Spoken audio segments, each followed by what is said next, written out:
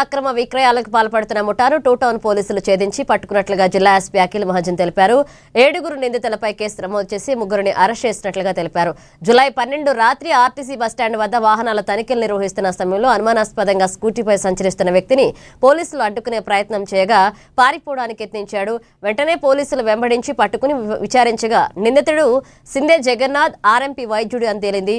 విచారణలో సర్జరీల సమయంలో మాత్రమే వినియోగించాల్సిన టర్మిన్ అనే మత్తు పదార్థాన్ని మెడికల్ ఏజెన్సీ మెడికల్ షాప్ నిర్వాహకుల నుంచి తక్కువ ధరకు కొనుగోలు చేసి గంజాయి వినియోగదారులు ఇతర వ్యక్తులకు అధిక ధరలకు విక్రయిస్తున్నట్లుగా వెల్లడైంది. ఈ కేసులో A1 సిందే జగన్నాథ్, A3 సయ్యద్ కమారుద్దీన్ తో పాటుగా మరొక నిందితుడిని పోలీసులు అదుపులోకి తీసుకోగా మరో 5 పరారీలు ఉన్నారని తెలిపారు.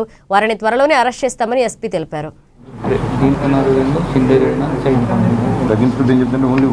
నిన్న నైట్ మనకి బస్ స్టాండ్లో ఒక చిన్న ఇన్ఫర్మేషన్ వచ్చింది. ఆ ఇన్ఫర్మేషన్ బట్టి మనం ఆర్ఎంపీ అక్కడ పట్టుకోవడం జరిగింది. ఆర్ఎంపీ దగ్గర కొన్ని ఇట్లా టర్మిన్ పేరులో ఒక ఇంజెక్షన్ దొరికింది. ఈ జస్ట్ సర్జరీ డాక్టర్స్ దగ్గర ఉండాల్సింది.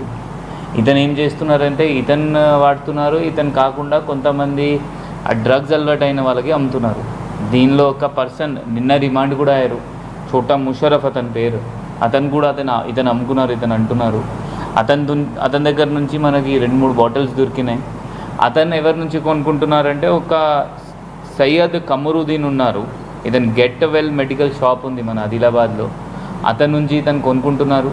మరియు ఇంకొక రమేష్ గౌడ్, ఇతను కరీంనగర్ అయినా ఇక్కడ కూడా ఇతను జగదంబ ఫార్మసీ ఉంటుంది అండ్ సర్జికల్ ఆర్టీసీ బస్ స్టాండ్లో. వీళ్ళిద్దరి నుంచి కొనుక్కుంటున్నారు.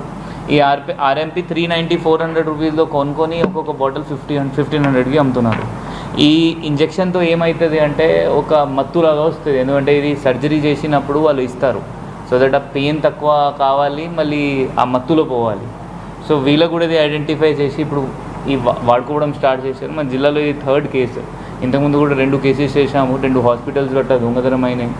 ఇప్పుడు ప్రతి ఒక్కరు హాస్పిటల్ మేనేజ్మెంట్ మరియు ఫార్మసీ వాళ్ళతో మనవి అనవసరంగా ఇట్లయినా ఇన్వాల్వ్ కాకండి. ఎందుకంటే మీ మెడికల్ లైసెన్స్ పోతుంది.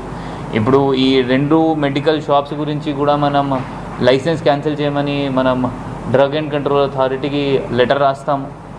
అది కాకుండా హాస్పిటల్లో కూడా ఎట్లయినా యాక్టివిటీస్ దొంగతనం అయితే త్వరగా అది రిపోర్ట్ చేయాలి. చాలామంది డాక్టర్స్ ఆ రిపోర్ట్ చేయరు. ఈ కేసు అవుతుంది. ఎందుకంటే ఇది షెడ్యూల్ X డ్రగ్.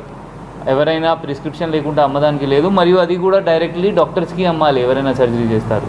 సో దయచేసి ఇది పోలీస్కి డ్రగ్ ఫ్రీ తెలంగాణ చేయాల్సింది. దానిలో ఏంలో మన అందరికీ ప్రజలే సపోర్ట్ చేయాలి. అదే మనం కోరుకుంటున్నాము. మీ అందరి నుంచి సపోర్ట్ వస్తుంది. కాకుండా